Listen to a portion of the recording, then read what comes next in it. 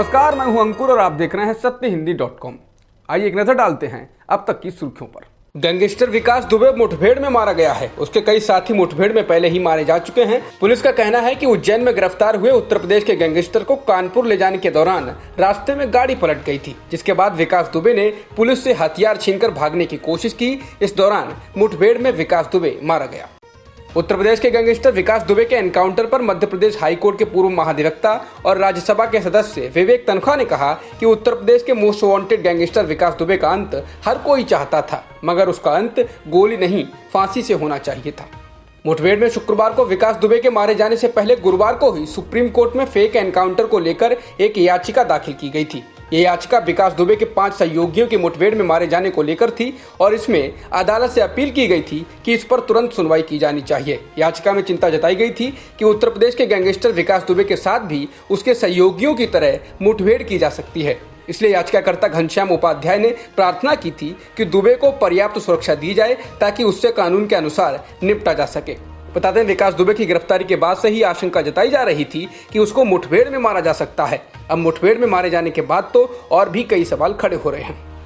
डॉक्टरों ने बताया है कि अस्पताल लाने से पहले ही विकास दुबे की मौत हो चुकी थी। कानपुर के JSVM मेडिकल कॉलेज के प्राचार्य डॉक्टर RB कमल ने पत्रकारों से कहा कि विकास दुबे को 4 गोलियां लगी थीं, 3 गोली सीने में और 1 हाथ में। विकास दुबे को मरी हुई हालत में लाया गया था। उन्होंने बताया कि मुठभेड़ में 3 सिपाही घायल हुए हैं, जिन्हें मल्टीपल इंजरी हुई है। 2 पुलिसकर्मियों को गोली छूकर निकली है और उनकी स्थिति स्थिर है। यूपी के पूर्व मुख्यमंत्री अखिलेश यादव ने योगी सरकार पर गंभीर सवाल उठाए हैं। उन्होंने इशारों में साफ तौर पर कहा है कि विकास दुबे की मुठभेड़ यूपी सरकार को गिराने से बचाने के लिए हुई है। अखिलेश यादव ने ट्वीट कर कहा कि दरअसल ये कार नहीं पलटी है, राज खुलने से सरकार पलटने से बचाई गई है। कांग्रेस महासचिव प्रियंका गांधी ने भी मुठभेड़ पर सवाल उठाए हैं। उन्होंने लिखा है कि अपराधी का तो अंत हो गया, लेकिन उसको संरक्षण देने वाले लोगों का क्या।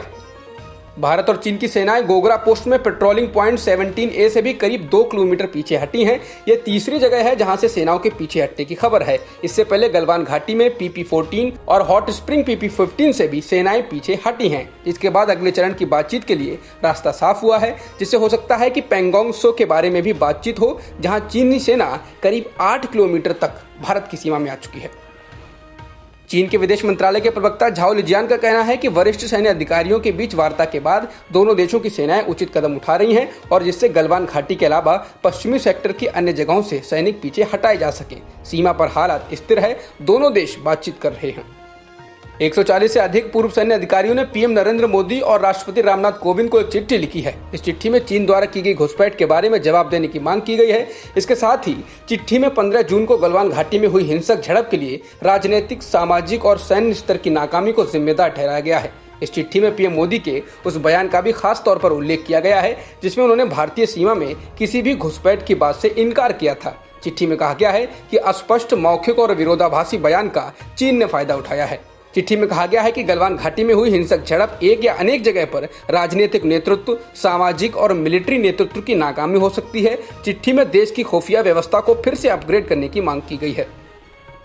नेपाल ने सीमा विवाद के बाद कार्रवाई करते हुए भारतीय न्यूज टीवी चैनलों के प्रसारण पर रोक लगा दी है। नेपाल के केबल टीवी ऑपरेटर भारतीय न्यूज चैनलों का प्रसारण नहीं कर रहे हैं। नेपाल में बैन किए गए चैनलों में DD न्यूज को शामिल नहीं किया गया है।